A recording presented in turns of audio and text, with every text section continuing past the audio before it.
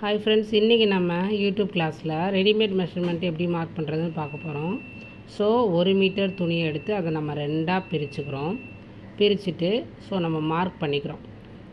அந்த ரெண்டாக பிரித்ததை திருப்பி நம்ம 4ஆக பிரிக்கணும். ஏன் அப்படின்னா, ஒரு சைடு ஒரு ஹேண்டும் இன்னொரு சைடு இன்னொரு ஹேண்டும் நம்ம மார்க் பண்ணணும். ஸோ நம்ம ஃபஸ்ட் ஹேண்ட் மார்க் பண்ணுறோம்.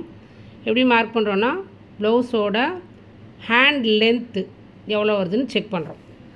இது ஏன் நான் இப்போ நடுவில் லைன் போட்டிருக்கேன் அப்படின்னா, அந்த 50 சென்டிமீட்டர்ன்றதை 25 பிரித்து சென்ட்ரு பண்ணி 2 பக்கமே கோடு போட்டுக்கிட்டேன்.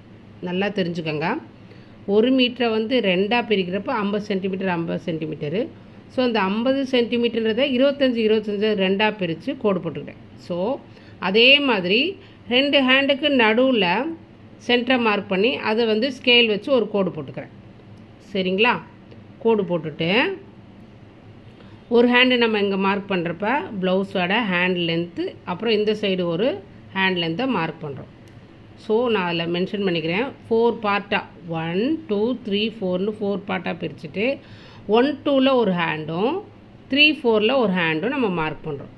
ஸோ கஸ்டமரோட ப்ளவுஸ் லென்த் என்ன வருது அப்படின்னா, அதாவது ரெடிமேட் மெஷர்மெண்ட்டு நார்மலாகவே ரெடிமேட் மெஷர்மெண்ட்டுக்கு 10 இன்ச்சு ஹேண்ட் லென்த்தும் லூஸ் 11ம் நாங்கள் வைப்போம். ஸோ நம்ம இப்போ 10 இன்ச்சு ஹேண்ட் லென்த் மார்க் பண்ண போகிறோம். சரியா? இன்ச் டேப்பை வச்சுட்டு கீழே நம்ம என்ன பண்ணோம் அப்படின்னா, நம்ம மடித்து அடிக்கிறதுக்கு 1 இன்ச்சு நம்ம கீழே விட்டுடணும். ஸோ நாங்கள் மடித்து காமிச்சிருக்கேன், பார்த்தா தெரியும். விட்டுட்டு 1 இன்ச்சு நம்ம நார்மலாக கீழே விட்டுட்டு அந்த 1 இன்ச்சுக்கு மேலே இருந்ததை நம்ம அளக்கணும். எவ்வளோ? 10 இன்ச்சு அளந்துருக்கேன். ஸோ மேலேருந்து கீழே அந்த மடக்கி இருக்கிறதுக்கு மேலே வரைக்கும் 10 இன்ச்சு லென்த்து. நல்லா தெரியுது, அங்கே மார்க் பண்ணியிருக்கேன். ஸோ 10 இன்ச்சு லென்த்து வச்சுட்டு லூஸு ரெடிமேட் மெஷர்மெண்ட்டுக்கு எவ்வளோ வைப்போம்னா 11 வைப்போம். ஸோ அந்த சென்ட்ரு பண்ணியிருக்க லைனுக்கு லெஃப்ட் சைடில் 5.5 இன்ச்சு, ரைட் சைடில் 5.5 இன்ச்சு வச்சு 11 இன்ச்சு நம்ம மார்க் பண்ணுறோம். சரிங்களா? இந்த பக்கம் 5.5, இந்த பக்கம் 5.5 வச்சு 11 இன்ச்சு. ஸோ அந்த சைடில் ஆஃப் இன்ச்சு நம்ம மார்க் பண்ணுறோம்ல, அது எதுக்கு அப்படின்னா, அவங்க தைக்கிறப்ப உள்ள துணி வேணும்ல சைடில், அதுக்கு. ஸோ அதே மாதிரி மேலேயுமே ஹேண்ட் லென்த்துக்கு மேலே ஒரு 1/2 இன்ச் நம்ம மேலே மார்க் பண்ணுறோம். தெரியுதான்னு உங்களுக்கு தெரியல, பார்த்துக்கோங்க கொஞ்சம். ஸோ அதே மாதிரி 2 ஹேண்டு நல்லா தெரிஞ்சுக்கோங்க.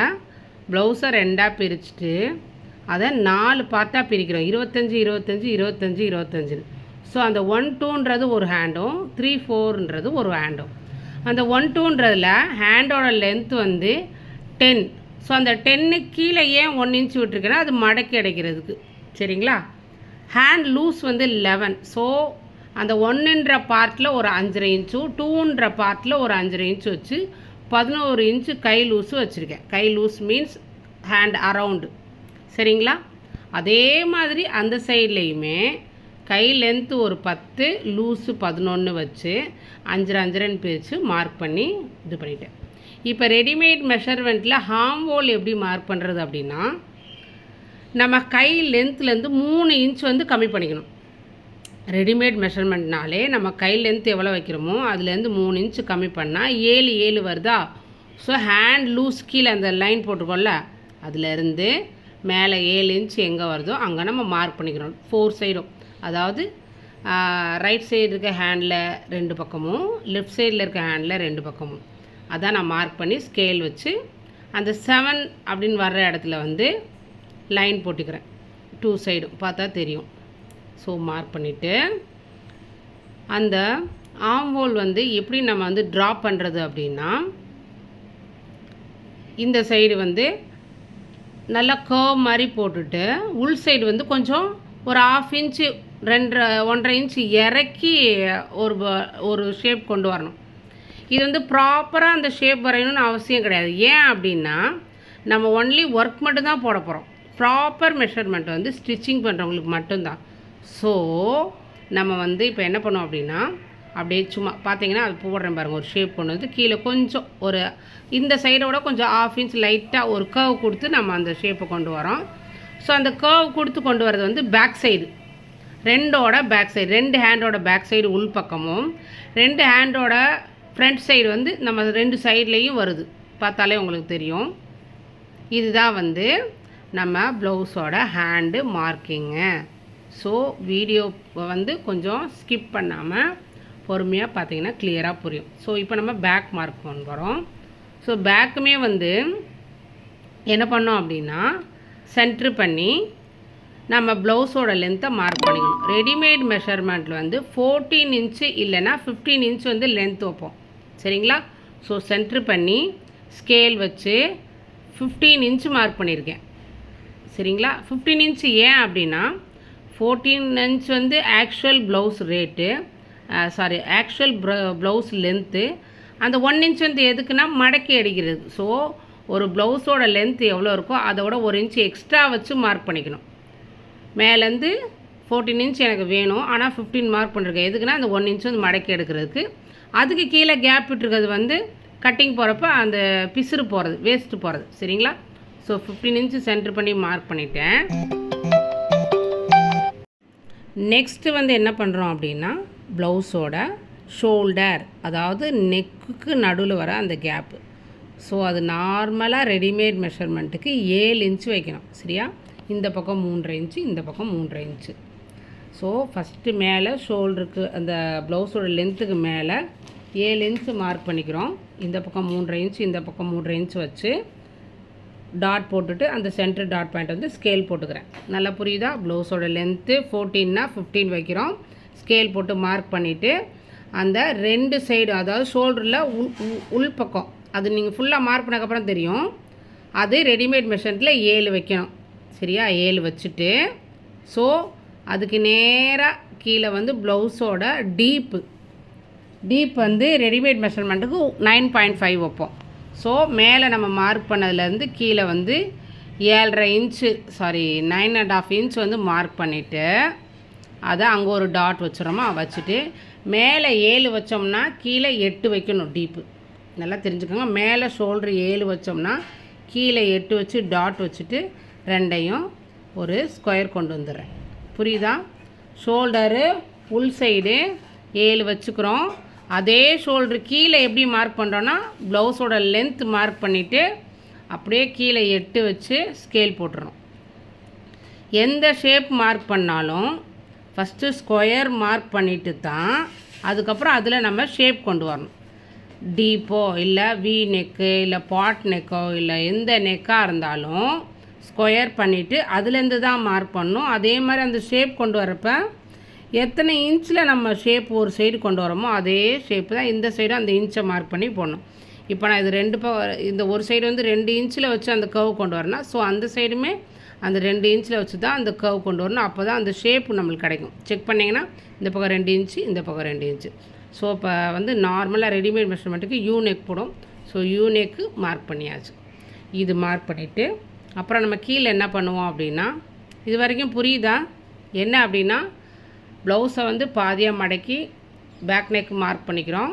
மேலே 17 இன்ச்சு, அதாவது கீழே ஒரு இன்ச்சு விட்டுட்டு ப்ளவுஸோட லென்த்து 14 அப்படின்னா 1 இன்ச்சு சேர்த்து 15 இன்ச்சாக ஒரு ஸ்கேல் ஒரு கோடு போட்டுறோம்.